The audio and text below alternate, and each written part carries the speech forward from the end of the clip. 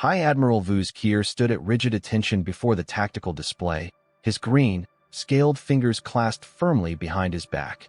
His eyes, like slits of yellow fire, narrowed as they scanned the primitive human fleet before him. The corners of his mouth twitched downward in barely concealed disdain. They call themselves dirtlings? Really? Kier muttered, his voice dripping with contempt. Kier was a warrior, proud and fierce, hailing from the Votar Ascendancy, a species renowned for their strength and superiority. Standing tall, his two arms crossed, his form was covered by sleek, form-fitting void armor. The black ensemble, marked by gleaming steel pauldrons, bore a rank insignia at its center, and a red ceremonial cape flowed elegantly behind him, adding to his imposing presence. His armor was a masterpiece of defensive technology, with an airtight force bubble generated in his arm pieces, providing him with air, heat, and pressure should he ever find himself thrust into the vacuum of space. His teeth were long and razor-sharp, capable of tearing through metal and bone alike. His neck frill, a riot of yellow and orange hues, pulsed with indignation as his anger simmered. The tactical officer, a young N9 whose name Kier had long forgotten, cleared his throat nervously. "It's Earthlings, High Admiral. The humans named their planet Earth, sir." "Earth?" Kier snapped, which translates to dirt. His tail lashed violently, slapping against the cold floor in irritation. These primitive dung-eaters couldn't even come up with a proper name for their own world. How am I supposed to take them seriously? His words were laced with venom as he turned his gaze back to the display. The bridge of the ravaging flame hummed with an eerie quiet as the crew worked at their stations, running detailed scans on the human defensive fleet. The massive dreadnought sensors dissected every detail of the human ships arrayed before them. Kier studied the human fleet, 5,000 sleek triangular ships, all aerodynamic with wings designed for atmospheric flight. Their power systems were stable, a surprising achievement for such primitive creatures, showing none of the erratic surges and failures that plagued other lesser species. Yet, despite these design achievements, Kier could not bring himself to feel any real respect. These ships were still hopelessly outclassed. The largest human vessel was only 300 meters long, and it lacked any real energy shields to speak of. Kier zoomed in on one of the larger human ships, his lip curling in disgust. Their hulls are basic composites and metal alloys. Primitive chemical propulsion systems, he sneered. And their weapons? Railguns and nuclear torpedoes. They might as well be throwing rocks. They basically are just throwing rocks, sir. Vice Admiral Rex's voice cut through Kier's dismissive musings, his tone oddly calm. "I believe we should exercise caution, St." Kier's second-in-command continued. "These humans chose to ally themselves with the Jalea Republic. They did that knowing we were at war with them. Either they're suicidally foolish," he paused, eyes narrowing in thought, "or they know something we don't." Kier dismissed his concern with a wave of his hand. What could they possibly know? He gestured dismissively at the tactical display. "Look at that fleet. They're not a match for a single one of our cruisers. I know the Jalea were desperate for any allies they could find, but this?" Kier shook his head, disbelief creeping into his words. "This is an embarrassment. With respect, sir," St persisted, "every other species the Jalea recruited was given access to technology. That fleet should have at least been outfitted with shields. They had the time. It doesn't make sense that the Jalea shared nothing with the humans. Their defense fleet shouldn't be this primitive." St's neck frills flared in agitation. "Something is wrong." Kier paused for a moment, considering. "Could it be a trap?" he asked, the thought lingering in his mind. "How?" St questioned, his brow furrowing.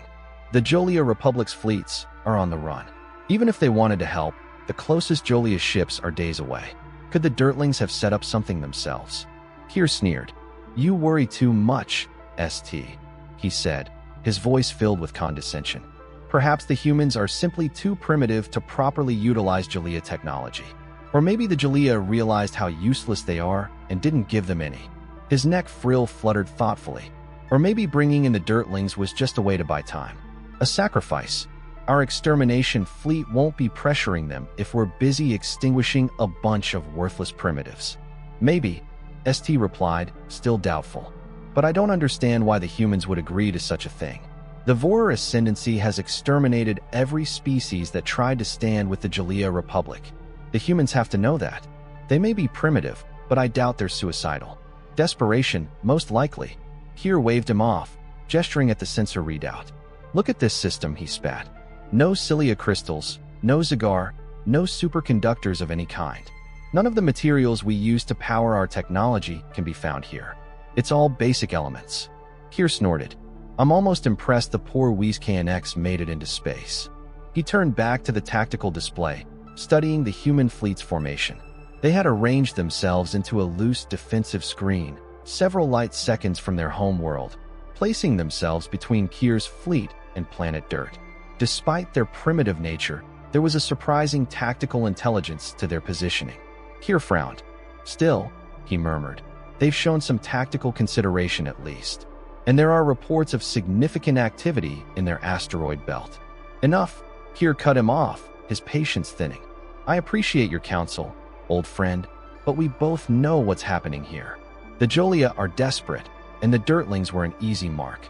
These primitive fools are being sacrificed, and they don't even know it. He shook his head in disgust. I almost feel bad for them, but anyone stupid enough to defy the Votar Ascendancy with such primitive tech deserves extinction. Some species are just too stupid to live. Kier straightened, adjusting his ceremonial cape with a flourish. Begin fleet preparations, he commanded. I want our ships in attack formation within the hour. As his crew bustled to carry out his orders, Kier allowed himself a small, cruel smile. The Dirtlings would provide some mild entertainment at least. Primitive and stupid as they were, at least they were coming out to face him.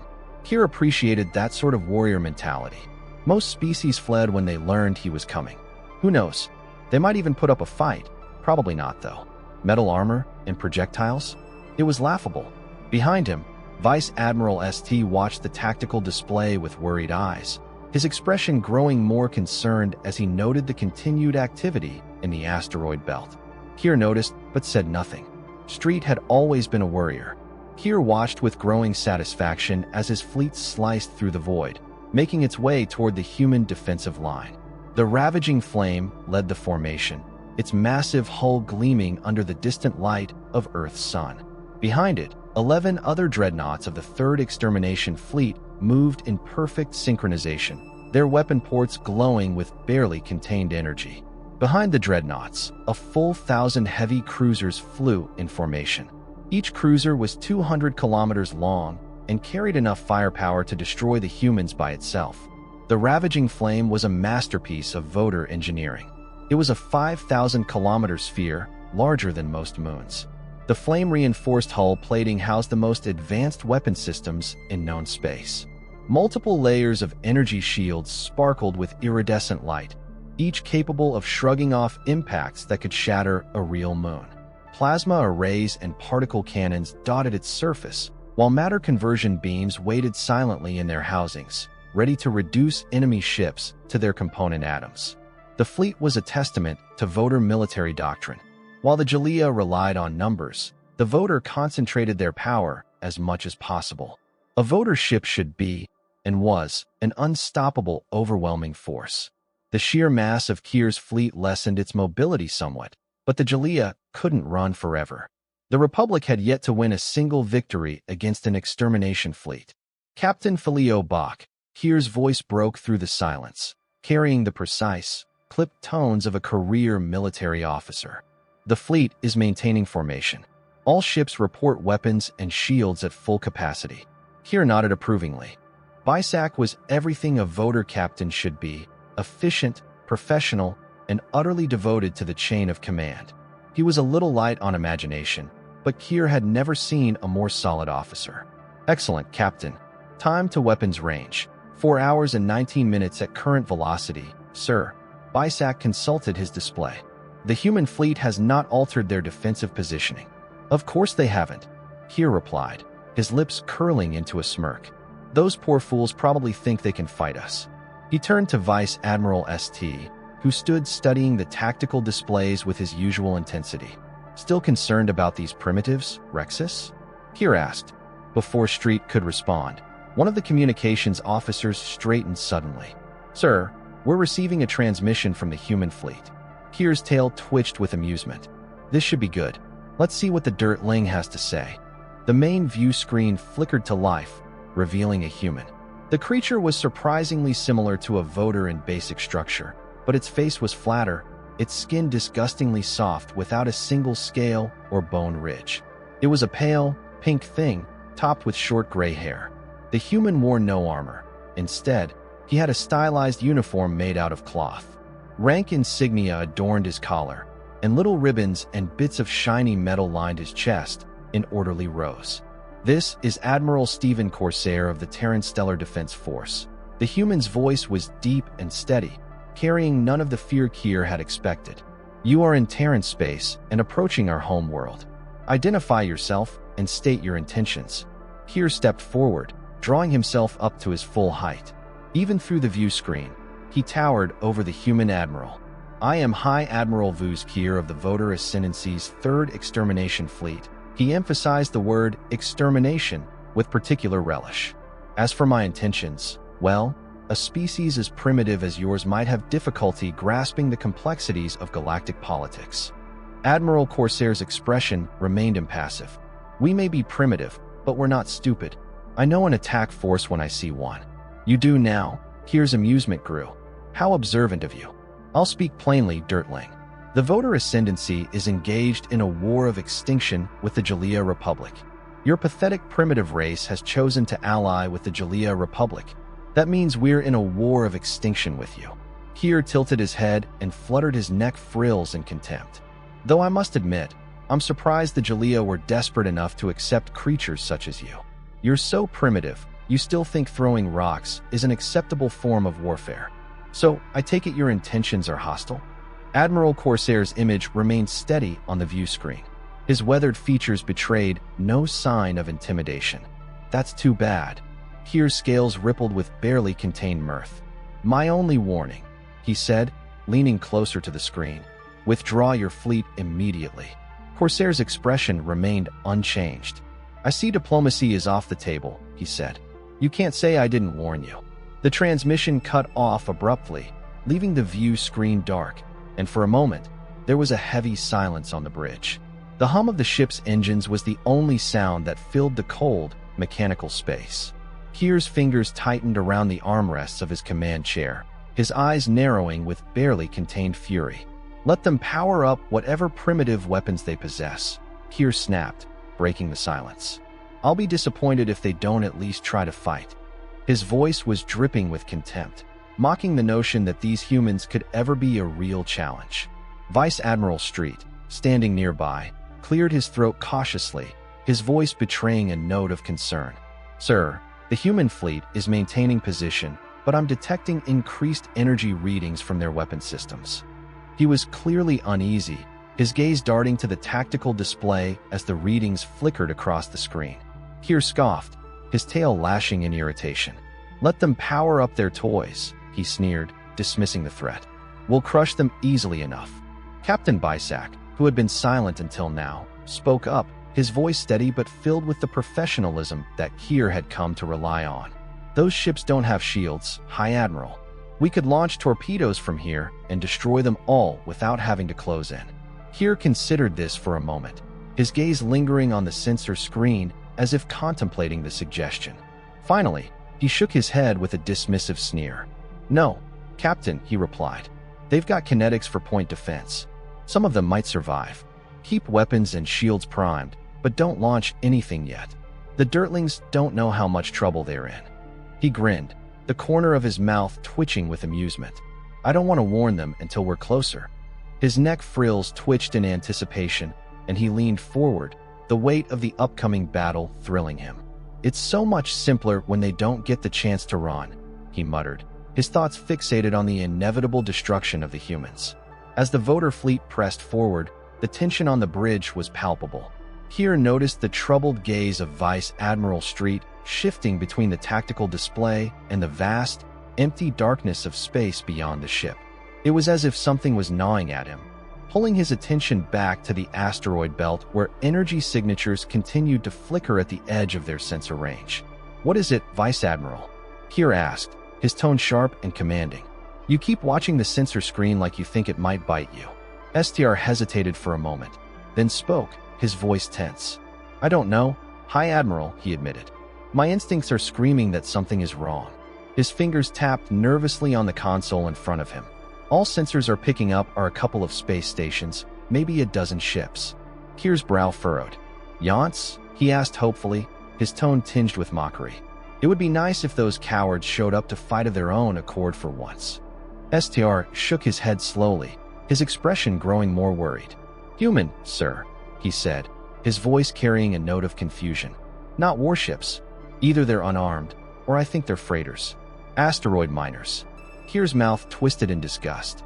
"Strange that they're still working instead of trying to run and hide," he muttered, his eyes scanning the readings with growing curiosity. "I thought so too," STR replied, still watching the sensor screen. "I've been keeping an eye on them. Even had Captain Bisac run a scan.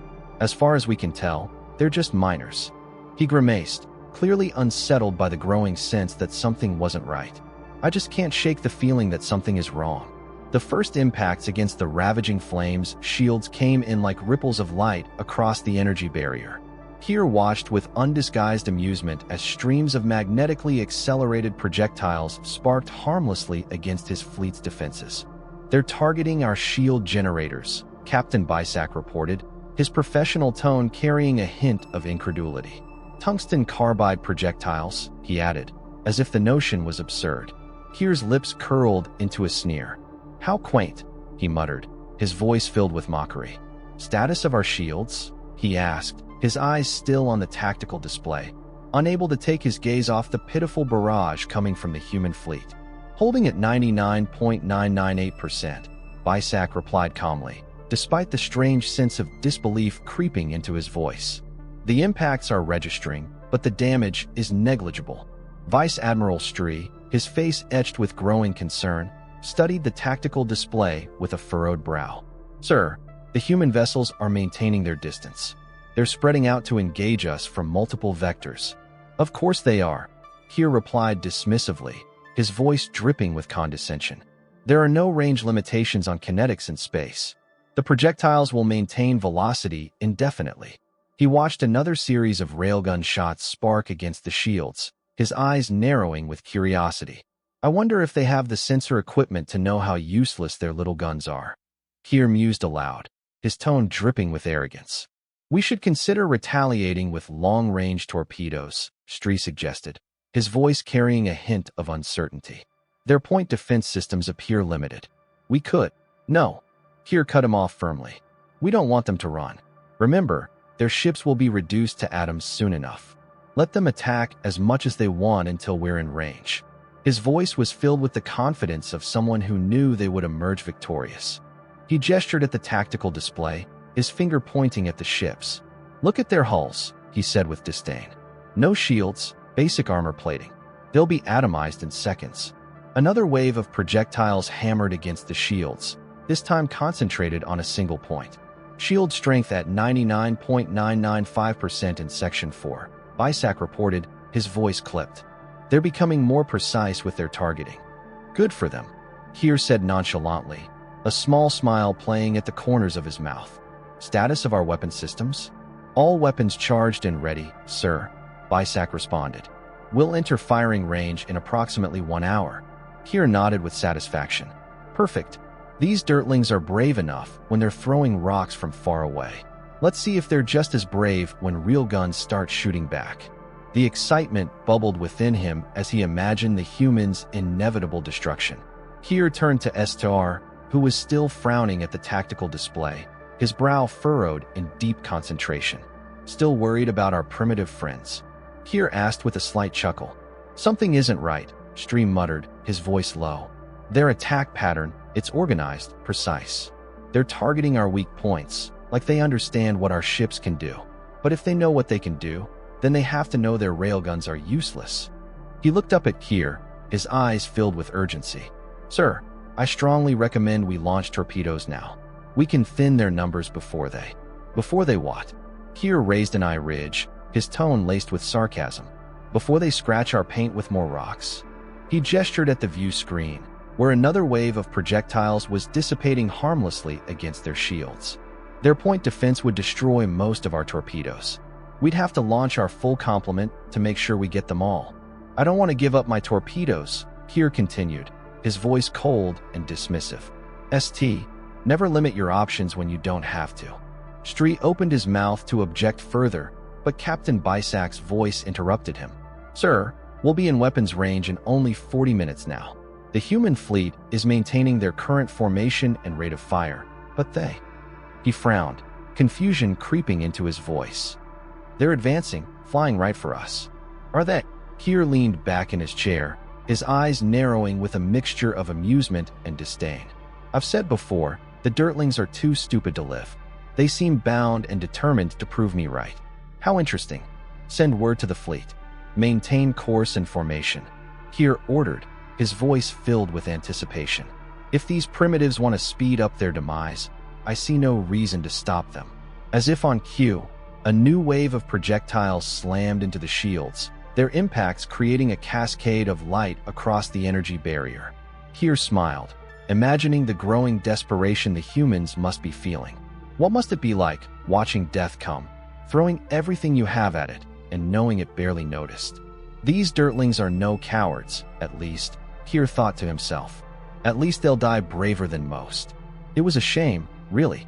As pathetic as the Dirtlings had seemed, they were fighting with intelligence and valor. If the Jalea had given them advanced technology, Keir might have finally had a real fight on his hands. Instead, the humans were resorting to rocks. They would die uselessly and frustrated, without the comfort of taking a single foe down with them. Keir shook his head in amusement. He would remember them. Despite what he told their admiral, they deserved that much. For their ridiculous name, if nothing else. Captain Bisak's composure cracked for the first time since the engagement began. He sounded worried.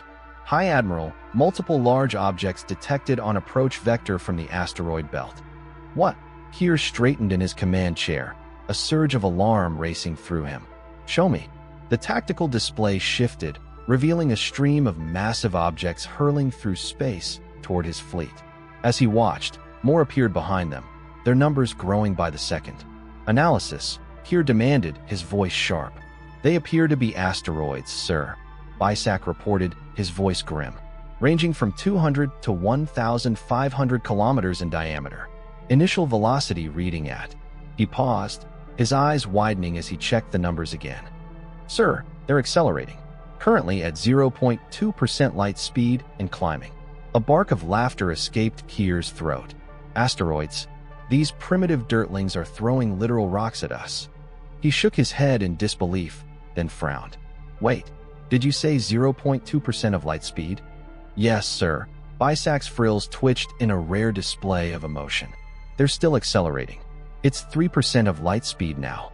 A chill crept up the High Admiral's legs. Throwing rocks indeed, Keir muttered, his mind racing as the implications began to sink in.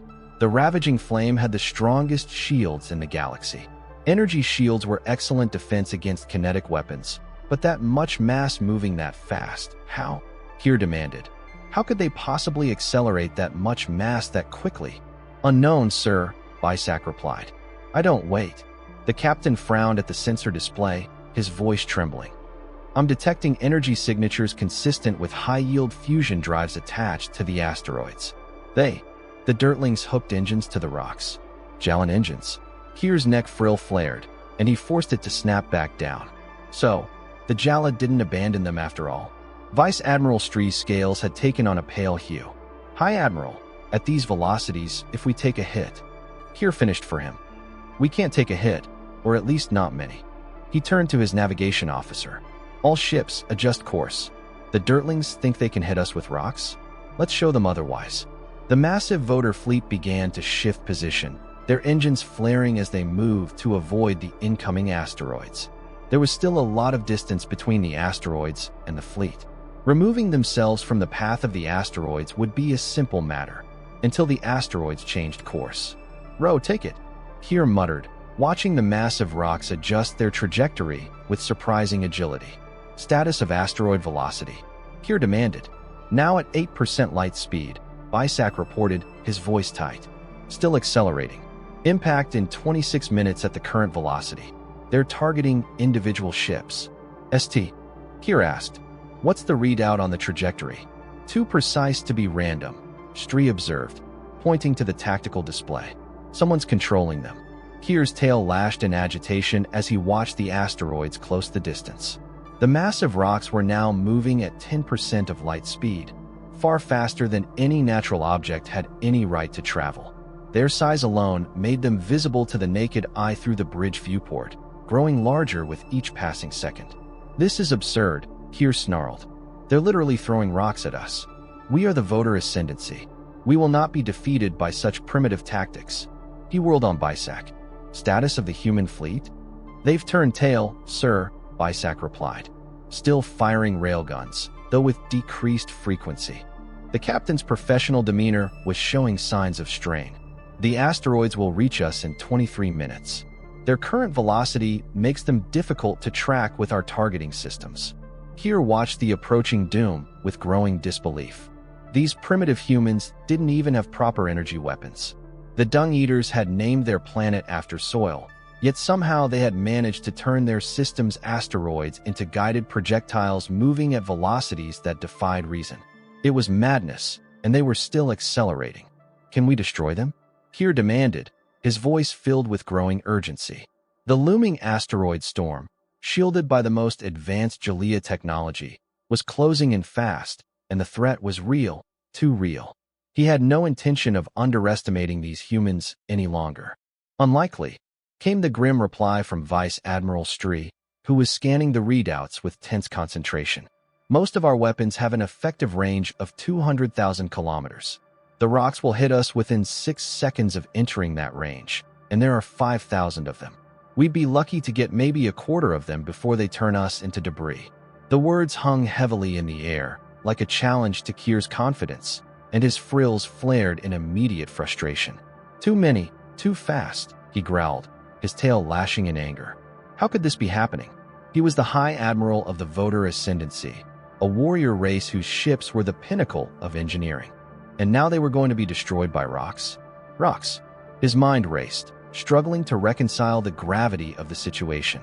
The ravaging flame, the crown jewel of his fleet, and its fellow dreadnoughts were the most advanced and powerful ships ever built, backed by 1,000 cruisers capable of destroying entire worlds with ease.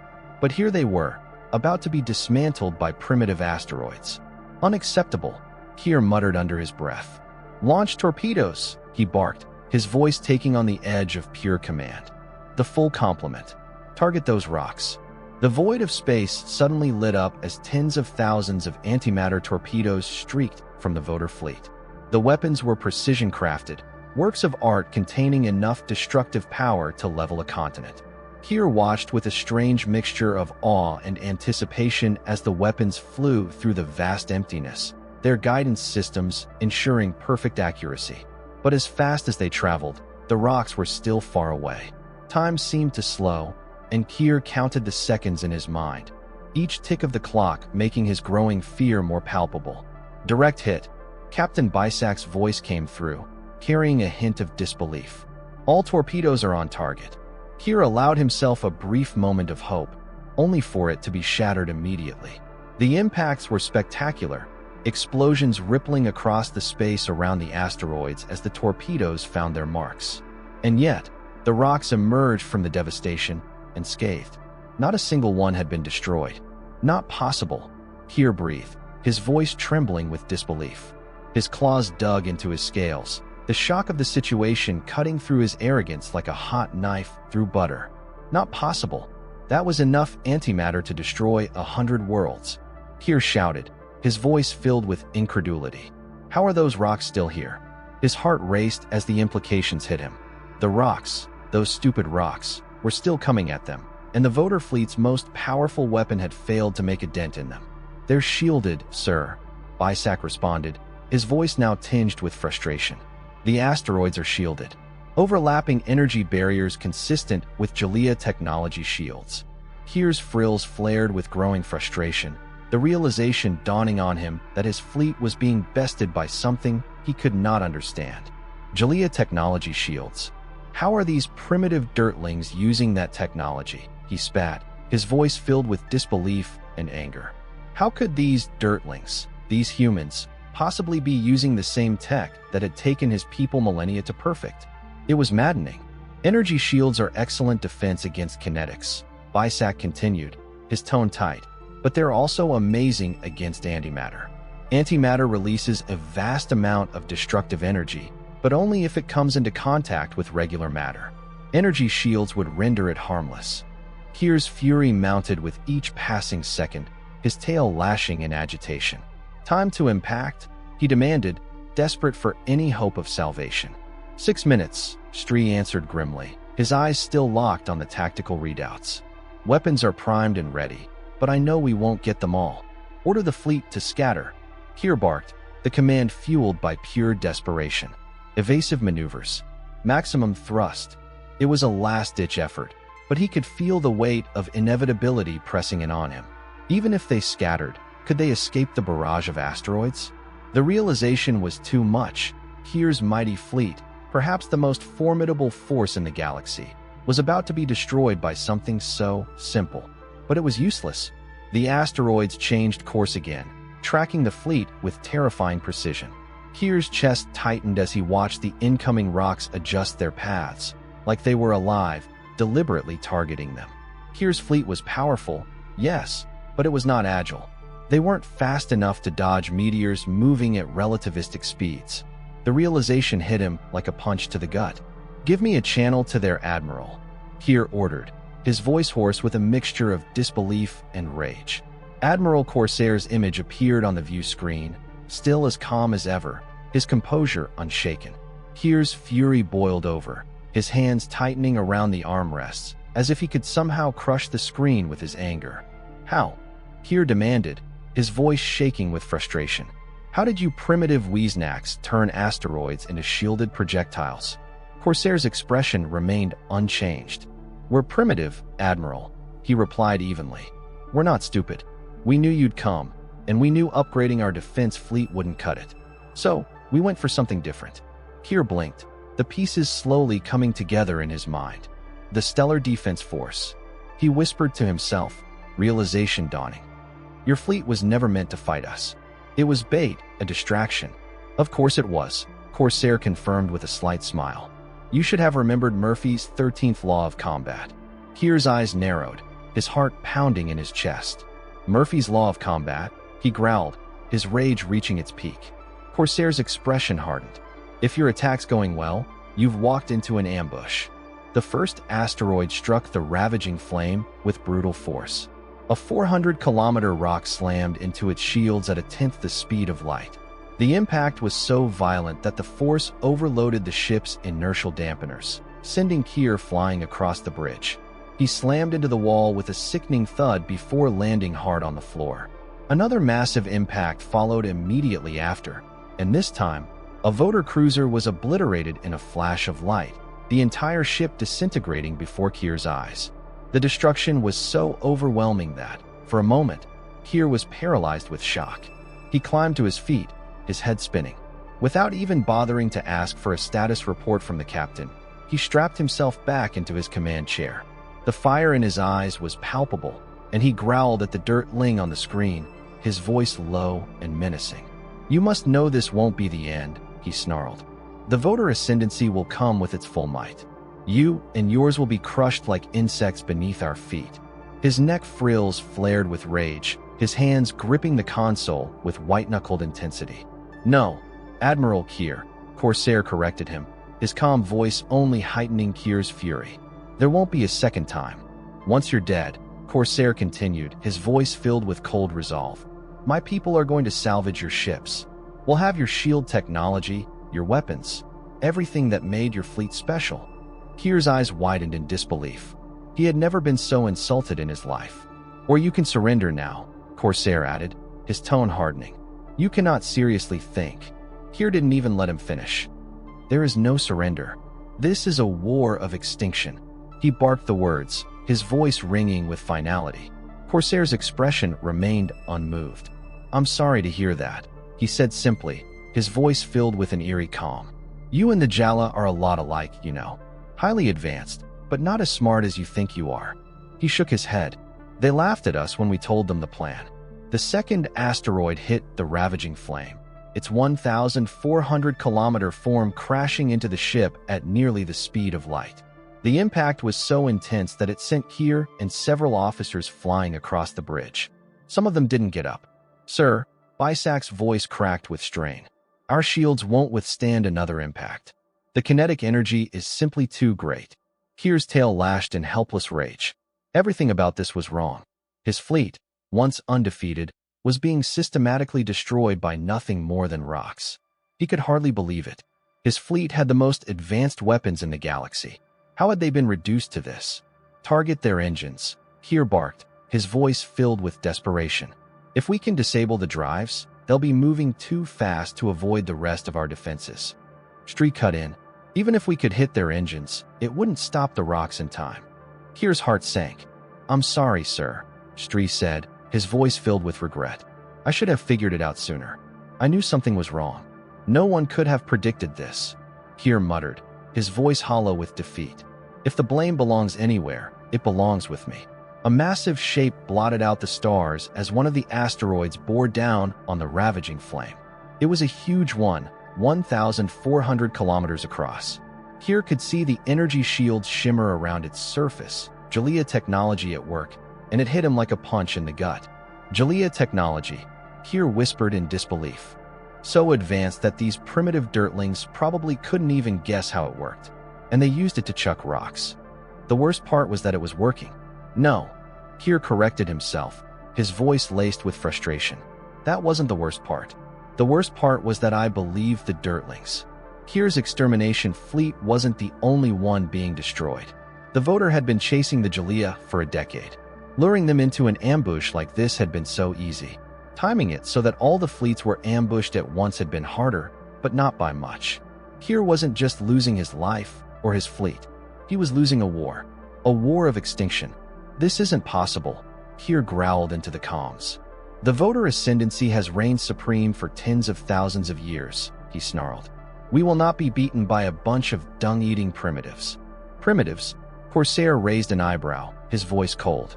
"Maybe, Admiral, but we're efficient primitives. We're practical. Most importantly," his voice carrying the weight of final judgment, "we're innovative." "Goodbye, Admiral Kier." The connection cut off abruptly, and the bridge fell into silence. Kier sat still, his mind reeling. It wasn't over yet, but the damage had already been done. His fleet was lost, his pride shattered, and the Votar Ascendancy had been defeated in the most humiliating way possible. And in that moment, Kier realized the truth. It wasn't just about losing a battle, it was the end of his entire legacy. From the command center on Luna Base, Admiral Corsair stood tall, his gaze fixed on the view screen as the devastation of the Votar fleet unfolded before him.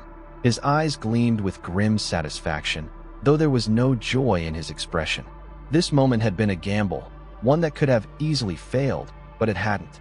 It had worked. It had worked brilliantly.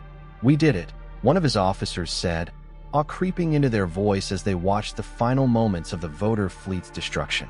"Yes, we did," Corsair replied, his tone calm, steady, almost detached. He allowed himself a fleeting breath of relief, but it was short-lived. "But this isn't over yet. The Votar may have fallen today, but there are still others who may rise to take their place. We need to stay vigilant." The officer nodded in understanding, clearly aware of the gravity of their victory. "What about the Jalea?" the officer asked, breaking the silence, his voice tinged with uncertainty. "We'll deal with them next," Corsair said, his eyes narrowing as he thought about their next move. His mind was already shifting gears, planning their next steps. But for now, he allowed himself a moment of reflection, watching the debris of the Votar ships flicker in the distance, their lights slowly fading into nothingness. "But for now," he continued, his voice softening just a bit, "we savor this moment. The Votar Ascendancy won't be remembered as a force of destruction. Instead, they'll be remembered as the species that underestimated us. And we'll make sure everyone knows why." Corsair paused, his gaze lingering on the vast emptiness where the Votar fleet once stood. It had been a clash of empires, and now, all that was left was the hushed stillness of space.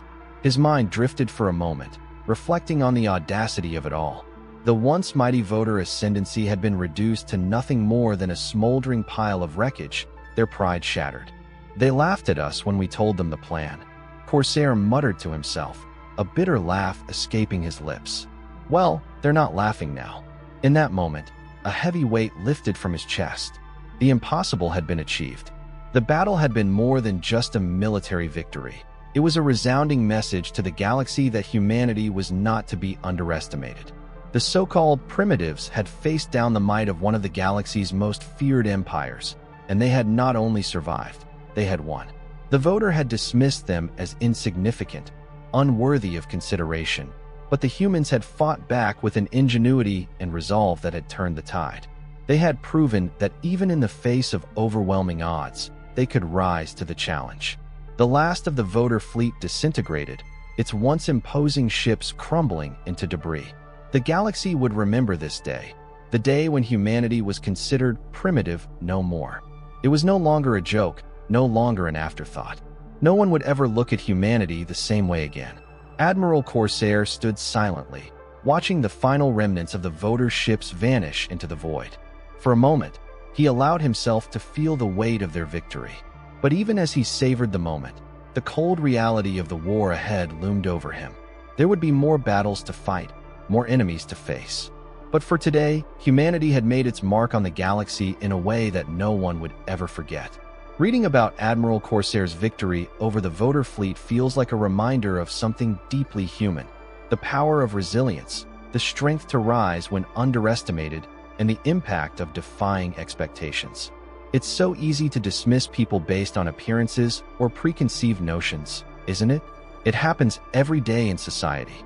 We see someone who doesn't fit the mold of success or power, and we assume they're weak, that they can't possibly make a real impact. But this story shows us that it's precisely when others doubt us that we can prove them wrong. We live in a world where people are often boxed in by their circumstances, whether it's their background, their appearance, or their status, and it's heartbreaking. Humanity, in its truest form, has always been about fighting against the odds. Corsair's victory is a metaphor for how we should approach life. Never let anyone make you feel small or insignificant, because your potential is often greater than anyone realizes. I believe it's crucial to challenge the assumptions others make about us.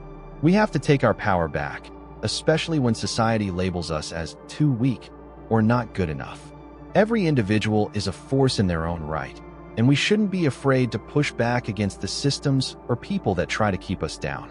Like Corsair, we all have a chance to rise up, prove our worth, and change the course of our own story. It's not about what others think we are, but about what we believe we can be. And that belief is the most powerful weapon we have.